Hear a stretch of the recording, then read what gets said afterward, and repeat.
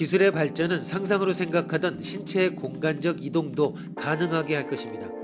정체성과 연관해 인간을 그렇게 이동시킨다면 어떤 게 원본인지, 혹시 고장이라도 난다면 어찌 될지 많은 문제를 생각하게 합니다.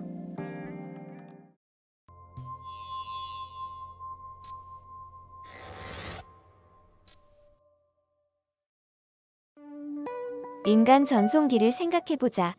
전송기 안에 들어가면 전송기는 당신의 전신에 강력한 감마선을 주사해 분자의 정보를 하나하나 기록한다.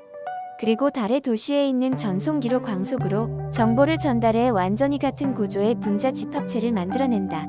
그러면 지구에 있는 당신의 심신은 파괴되지만 그 순간에 당신과 같은 기억과 꼭 닮은 몸을 가진 인물이 달의 도시에 나타난다.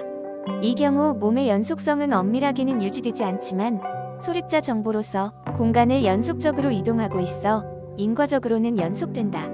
친구의 말 그 자체를 전화로 들을 수 있는 것과 같이 당신의 몸 그 자체도 지구로부터 달로 이동했다고 말할 수 있다.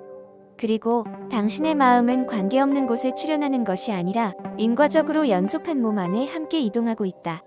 광속으로 이동할 수 있는 수송기관으로서 이러한 인간 전송기가 당연하게 이용되는 시대도 올지도 모른다. 당신은 이러한 인간 전송기를 이용해 여행하는 것에 저항을 느낄까? 느끼지 않을까? 즉, 전송되어 나타나는 당신과 꼭 닮은 인물을 당신 자신이라고 생각하는가?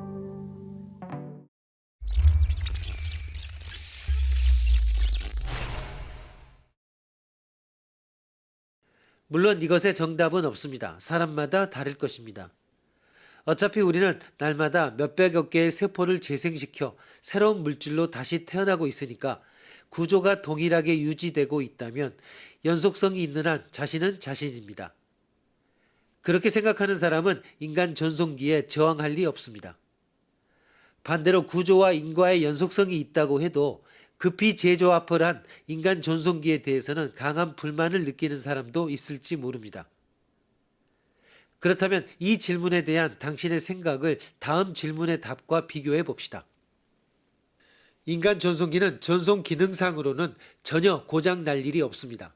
즉, 전송 정보가 불완전해 기억이나 능력이나 신체의 일부가 결핍된 불완전한 당신이 전송처에 출현하는 것 같은 일은 절대로 없습니다.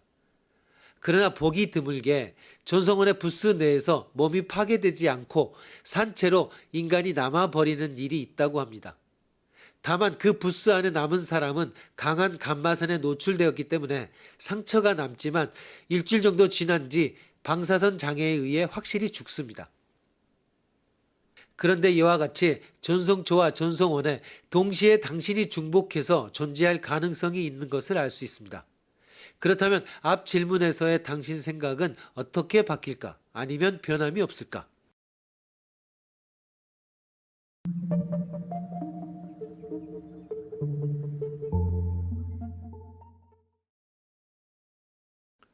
설문조사에 의하면 앞 질문에서 저항을 느끼지 않는다고 대답한 사람의 대부분이 여기서 생각을 바꾼다고 합니다. 인간 전송기로 여행하는 것은 싫다는 쪽으로 돌아서는 것입니다. 이 상황에서는 자신은 일주일 후에 죽는 것이 한편 멀리 떨어진 전송처에 자신과 같은 기억을 계승한 타인이 출현하는 것이기 때문에 그 녀석이 앞으로 몇 년을 살든 자기 자신의 생존과는 무관하다고 느껴지는 것입니다. 제시된 두 상황은 근본적으로 다릅니다. 그러니까 생각을 바꾸어도 모순은 아닌 것이다 라고 말할 수 있을지도 모릅니다. 그러나 전송원에서의 생존 기간이 1주간이 아니고 1일이라고 하면, 혹은 1시간이라고 하면, 혹은 그저 1분 아니 1초라고 하면 어떨까? 전송처에 당신을 빼닮은 인간이 실제하는 것을 모니터 TV로 힐끗 보고 그 직후에 전송원의 당신은 죽습니다. 그 후 전송처에는 원래 당신이 죽음 직전에 이쪽을 본 화상을 언뜻 본 새로운 당신이 활동을 시작합니다.